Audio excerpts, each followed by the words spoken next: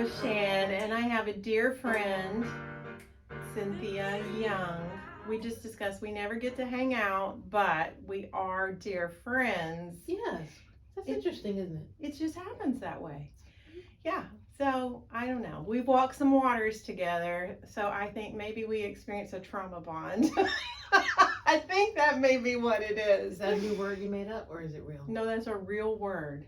It's the thing. A trauma bond. Trauma bond.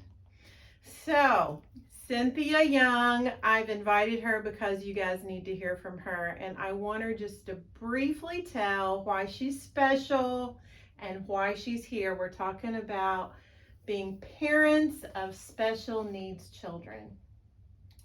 So, yes.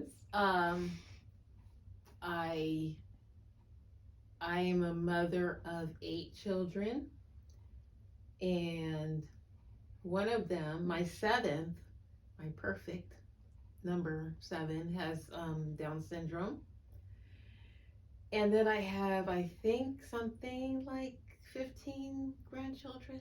I keep counting and I don't know how to do math. So. Because it keeps changing. I probably can't remember. I don't know how many, but something like 15. So they're great, and that's my life.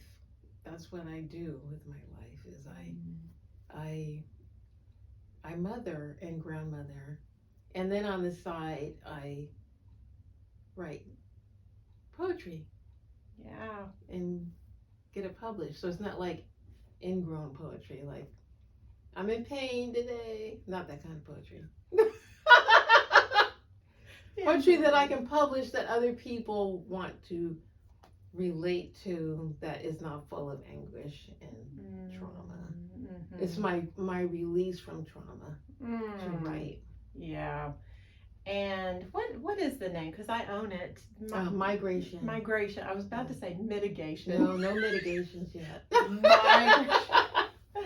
Yeah, about your ancestry. Yeah. And that's incredible. We could do a different podcast on that. Yeah, that's interesting. But today I want you to know that this mother of 8, grandmother of 15, is also a college professor. And she has a very articulate theology of disability that she got. Did Isaiah help you form that, or do you think you already had notions of that prior? No, I don't think I had notions of it.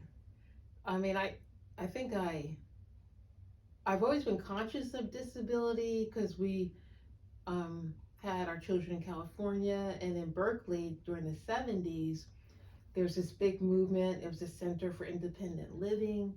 And so people were coming out of the institutions and living independently, and they needed aid. So I was an aide to 2 women with quadriplegia. And so I became sensitive to that community. And then the church we had also embraced people with disabilities. So there was a deaf ministry, so I learned sign language. Was gone, forgot it. Right, like more. I know that. That's what I remember. Yes. And built, so I was always sensitive to that. And I remember being pregnant with Isaiah and telling the kids, you could have a sibling with a disability. I don't know why I said that, because I didn't think it, but then Isaiah came out and he did. So how about that? Yeah, and then as I started the life with him, the theology came, especially teaching, started to formulate.